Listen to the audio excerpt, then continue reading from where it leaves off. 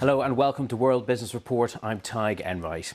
Well, we start in the Middle East, where the threat of military escalation continues to hang over the Red Sea and disrupt global trade. The German shipping line Hapag-Lloyd has said in the last few hours that it will continue to avoid the area for at least another week.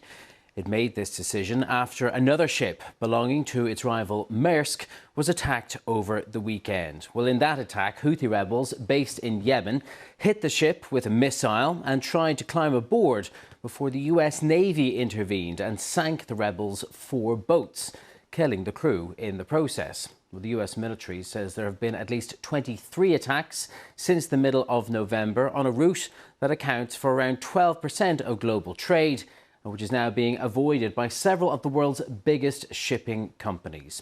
Well, let's unpack the latest on this with Peter Sand, who's chief analyst at the shipping analytics platform Zenita. Thanks very much for being with us today, Peter. It really does seem that with these latest developments over the weekend, things are getting worse rather than better in the Red Sea.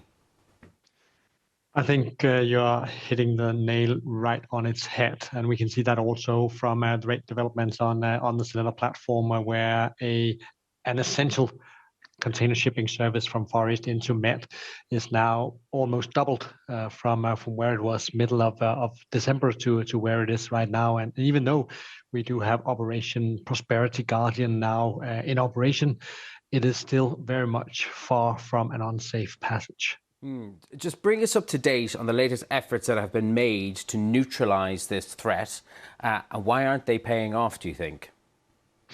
Yeah, I think what can be done at sea is definitely being done at sea, and of course it was very much far from a safe passage, I wanted to say just before, but where we have warships in place with quite advanced system on board, they can shoot down the rockets, but unless you do something to where they are actually being fired from, obviously the threat is still very clear and present. But of course, with the most recent development, also with fast speedboats also being neutralized right now, and with an Iranian warship now also heading for the Red Sea, it seems as if the military tension and density in the area is building up, and it's not really what global shipping would like, and what will cause global supply chains to come back to where they once were, just in time deliveries all the time, year round. So this is not going in the right direction at the start of the year, right? So for now, Peter, we're seeing the big shipping giants taking alternative, longer routes. That's making the cost of shipping, forcing it to go upwards. Is there a risk that these price rises become embedded, even if the threat is neutralized? I think what we see on a more and more frequent basis is the ugly face of geopolitics.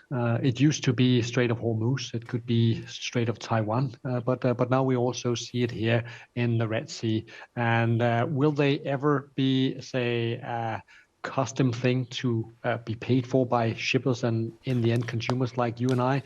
I think it's everyone's request always that surcharges and higher costs like this are up for negotiation, because it shouldn't be embedded. It shouldn't be like this in any way. So that's one of the I think advices that we can also say, that even though of course everyone needs to have their costs covered from an escalation of costs like this, one extra $1 million of fuel costs is put on top of every voyage that goes round the Cape of Good Hope instead of Suez Canal. So no, not embedded, but hopefully only temporary. Okay, Peter Sand from Zenita, thank you very much for joining us.